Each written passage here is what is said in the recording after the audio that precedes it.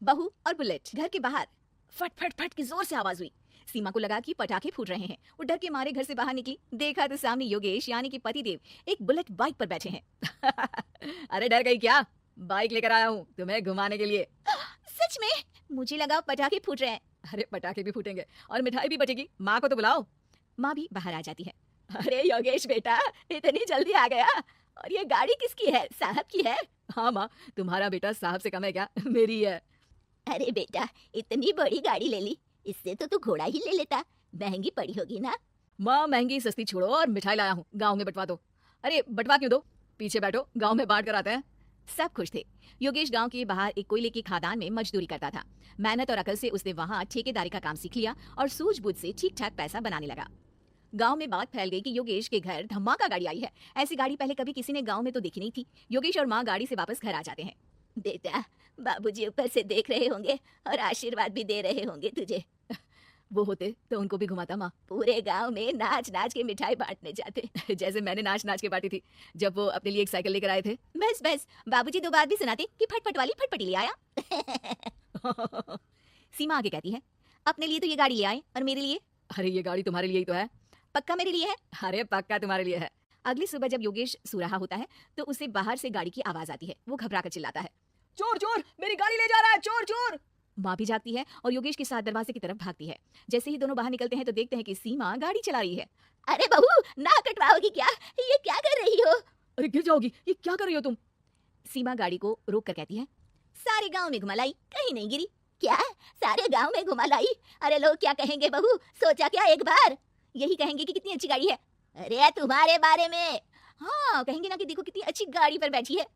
बहू गाड़ी रखकर योगेश और सासू माँ के पास जाती है। तुमने कब गाड़ी चलाना सीखा? हमारे बाबूजी के पास पुरानी स्कूटर थी, सीख ली। फिर स्कूल में एक मास्टर जी भी ऐसी ही गाड़ी लेकर आते थे, उन्होंने सिखा दी। हाँ हाँ, स्कूल के मास्टर आजकल यही सब तो सिखा रहे हैं। पढ़ाई का कुछ सिखाते तो कुछ भला होता। अरे बहू, अब गाड़ी मत चलाना। हमारे परिवार में कभी किसी औरत ने पीछे से आगे की सीट पे आने की हिम्मत नहीं की है। तुम भी मत करना, समझी? जी समझ गई माँ जी। सीमा सास की बात सुनकर चुपचाप रसोई में जाकर उदास होकर खाना पकाने लगती है। सास सुबह सुबह मंदिर से पूजा करके लौट रही होती है।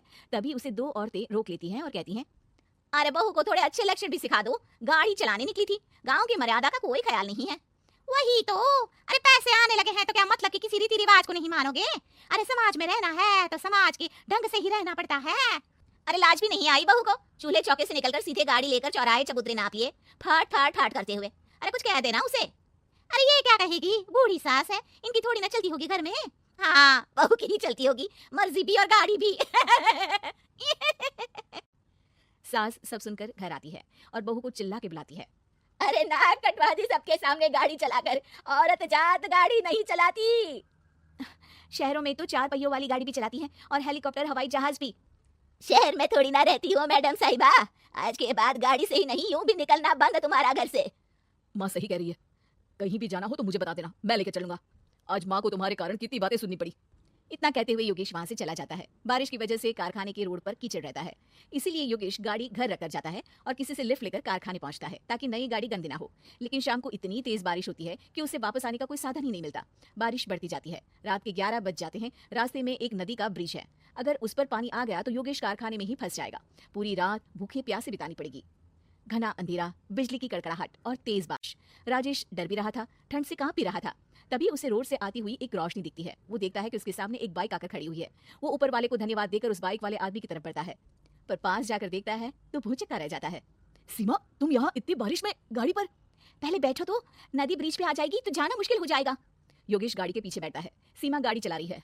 मैंने तो तुमको पहचाना ही नहीं। गाड़ी की आवाज तो पहचानी होगी ना? अरे पर मुझे नहीं पता था कि तुम आओगी। अच्छा किया कि तुम आ गई। माँ नहीं आने दे रही थी, पर हमेशा पति पत्नी की रक्षा थोड़ी ना करेगा, पत्नी को भी तो करनी चाहिए। योगेश को सुबह अपने किए पर पछतावा होता है। उसकी आंख में आंसू आ गए जो बारिश की बूंदों में बह गए थे। उसके बाद सीमा को सास ने और योगेश ने खुशी खुशी समाज की सीमा लांघने की मंजूरी दे दी। अब वो जहां भी जाती फट फट फट गाड़ी पे ही जाती।